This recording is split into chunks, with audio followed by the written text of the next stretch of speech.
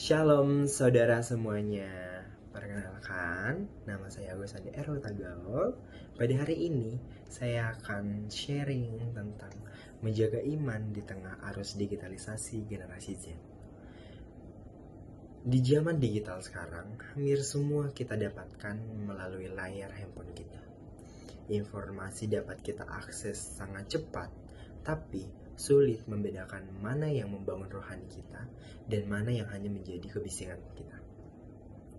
Generasi Z hidup dalam arus notifikasi, nge-scroll tanpa henti, dan ada satu pertanyaan yang mengatakan, bagaimana kita tetap setia kepada Kristus di tengah dunia yang bergerak secepat ini?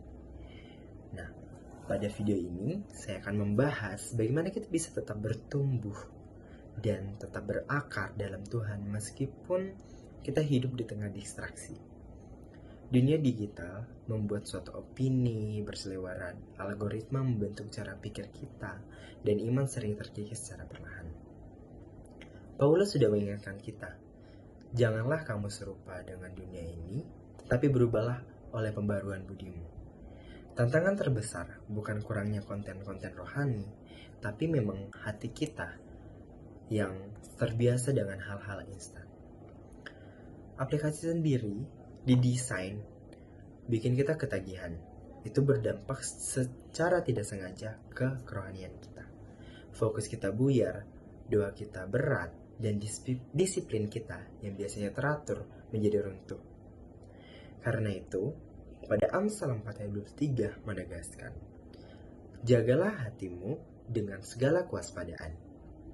Di era digital, menjaga hati berarti memilih apa yang akan kita konsumsi dan siapa yang membentuk cara berpikir kita. Nah, teknologi jangan dibuat sebagai musuh. Justru bisa menjadi alat untuk bertumbuh secara jika dipakai dengan cara bijak.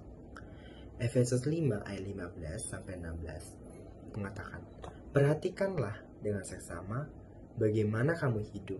Pergunakanlah waktu yang ada karena hari-hari ini adalah jahat.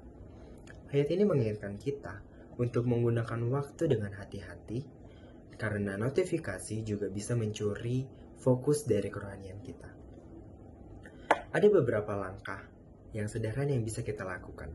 Yang pertama, mulai hari dengan firman sebelum media sosial, seperti membaca Alkitab, berdoa, itu bisa kita lakukan.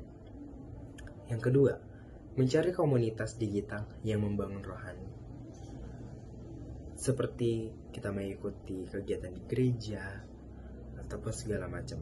Ataupun kalau seandainya digital, kita mengikuti grup-grup rohani yang membangun iman kita. Yang ketiga, batasi konten yang menjauhkan hati dari Tuhan, seperti konten-konten yang tidak seharusnya kita tonton ataupun hal-hal yang sekiranya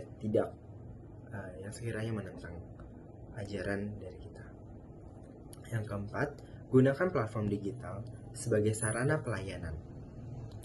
Nah, menjaga iman bukan soal kabur dari dunia digital, tapi hadir di dalam tanpa tenggelam.